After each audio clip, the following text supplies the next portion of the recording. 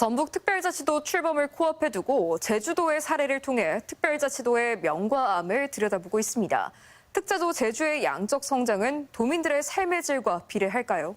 예측하지 못한 부작용도 적지 않아서 대비가 시급해 보입니다. 박혜진 기자가 따져봤습니다.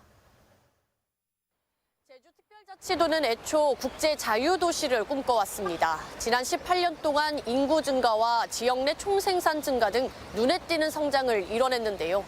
그렇다면 이러한 성공적인 지표가 만들어지는 동안 과연 도민들의 삶은 어떻게 변화됐을까요? 비자 없이 제주에 입국할 수 있고 최대 30일을 체류할 수 있는 제주의 무사증 제도. 제주는 이 제도를 통해 목표했던 관광산업 개발과 일자리, 인구 증가를 이뤄냈습니다.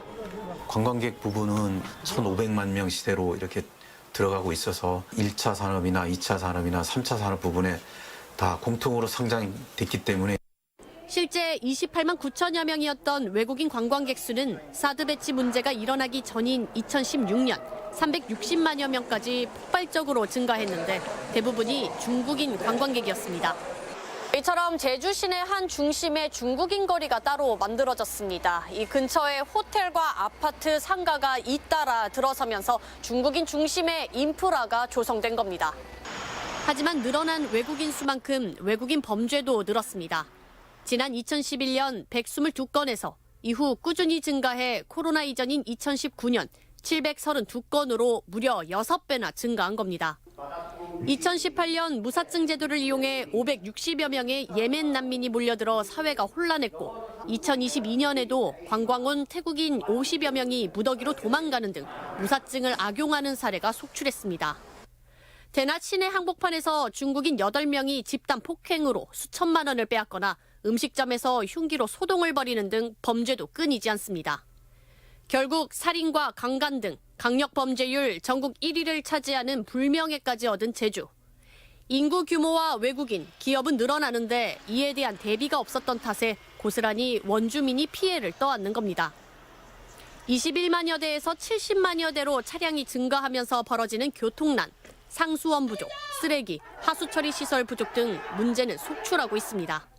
대형 아파트들이 들어서가지고 굉장히 거기 인구수가 굉장히 많아집니다. 도가 이제 한국말 처리장 이제 증설을 한다고 해가지고 2017년부터 8년 동안 지금 저희가 중설 반대를 하고 있는데 무엇보다 개발을 위한 무분별한 규제 완화로 부동산 투기의 주요 무대가 돼 원주민이 오히려 쫓겨나는 판국입니다.